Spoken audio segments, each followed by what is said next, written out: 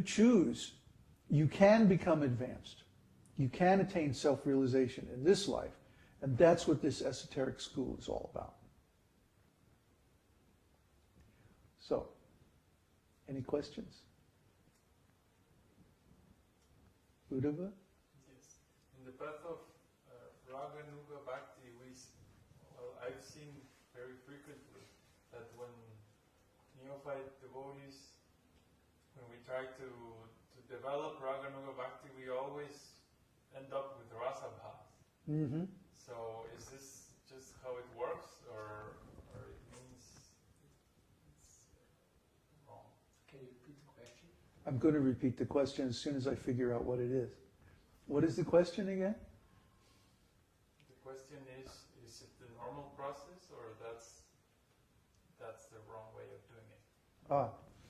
Well, the question is, Uddhava observes that when neophytes try to develop Raganuga Bhakti, they wind up in a condition called rasa-bhavas, where they have incompatible or inharmonious relationship with Krishna.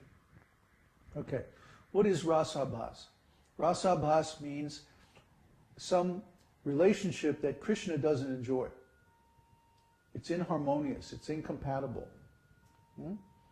And this is what material consciousness is. Material consciousness is rasa-bhavas.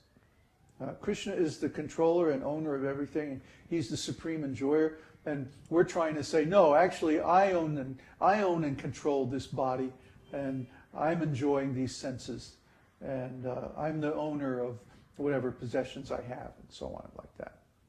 See, this is rasa-bhavas. This is material consciousness. See? Why? Because Krishna doesn't enjoy it. Now, when we try artificially to attain the platform of Raganuga Bhakti, what are we doing? We're saying the same thing. I control my mind. I control my emotions. I can attain the transcendental platform if I want to. I'm the controller. I'm the enjoyer. I'm the big guy in the room. No. No. If we attain the platform of Raganuga Bhakti, we attain it because Krishna allows us to. Because Krishna blesses us. Because our Guru gives us the blessing. We satisfy our Guru, which means we satisfy Krishna. And then Krishna gives us the advancement to come onto the point of Raganuga. Raganuga means spontaneous. So it's not something you can do. What you can do is you can do the methods that lead to Raganuga Bhakti. And what are they? Vaidhi Bhakti, regulated devotional service. Okay. So if you're not on the platform of Raganuga Bhakti, which most people are not, most devotees are not, what do?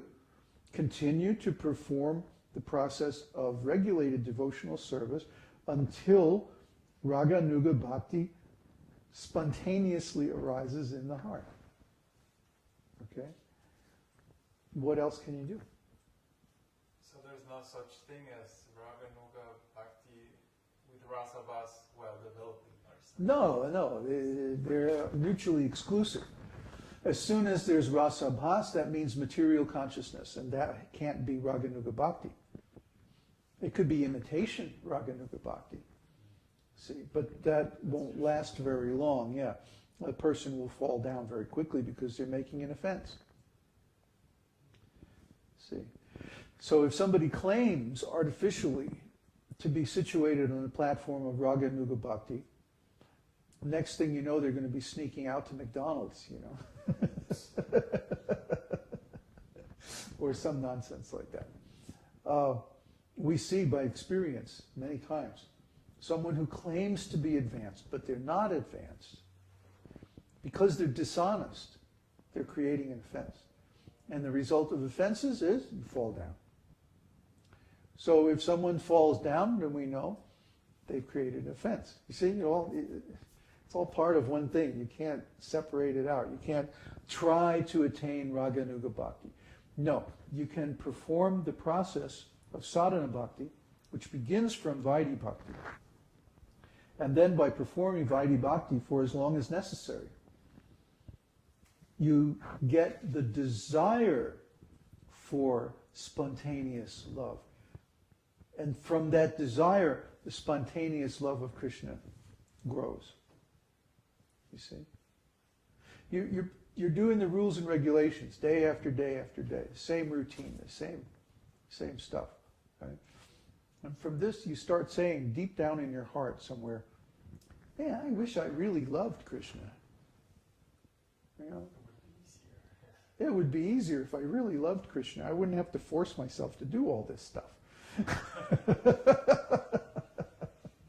So, from this desire, this friction, see, it comes from friction. You have to get up in the morning, you don't want to get up in the morning. You have to take your bath, you don't want to take the bath. You have to chant your rounds, you don't want to chant your rounds. There's so many austerities, huh? I want to have my cornflakes in the morning. I don't want to have to wait. See, these are all austerities. But then we get to the point where after a while we start to like it. Oh, wait a minute, this is nice. Huh? That's a good sign. That's a good sign. That we like getting up early in the morning. We like chanting our rounds. We like fasting until noon. You know? We like eating once a day. We like being celibate. We like being in a very quiet place away from all the material nonsense. We like associating with devotees. We like doing things the devotee way. We like doing things Krishna's way. That is a good sign. But when things really start to get interesting is when you see a picture of Krishna, or even just a peacock feather or something like that, and you go, oh, Krishna. You know, there's this feeling in your heart like, oh.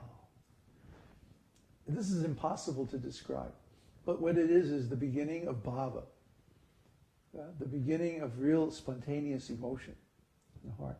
If you have that, it means you desired it at some point. The difficult part is to desire that spontaneous love for Krishna. People may desire external things, like to be a big devotee, or a famous devotee, or a leader, or a guru. These are all external designations. Wanting to become a guru does not make you become a guru. The result of that desire is not becoming a guru. The result of that desire is becoming a phony guru. You don't become a guru by wanting to become a guru. You become a guru by wanting to love Krishna.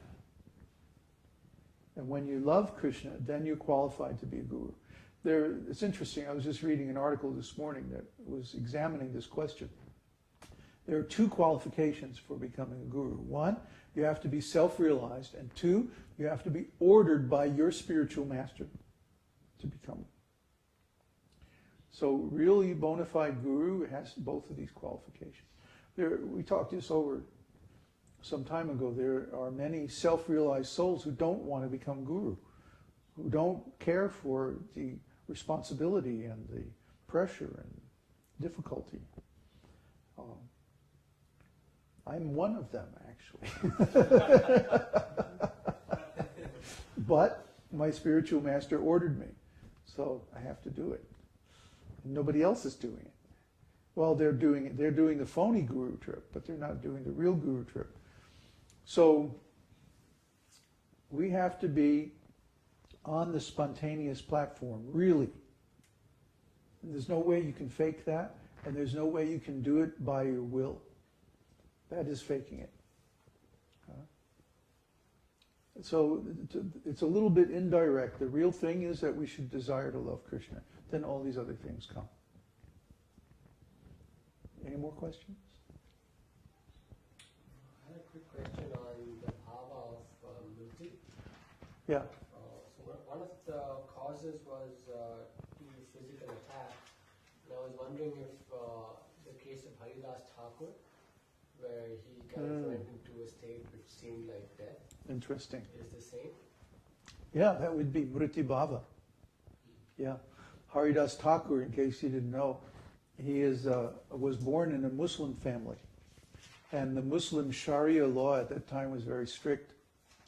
So when Haridas was always attracted to the holy name of Krishna, and he actually became the Harinam Acharya, name given by Chaitanya Mahaprabhu, because he was chanting 300,000 names of Krishna every day, which actually takes almost 24 hours to do.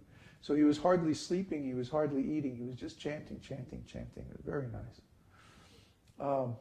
Anyway, he was caught by the Muslim rulers and sentenced to be beaten in 27 marketplaces.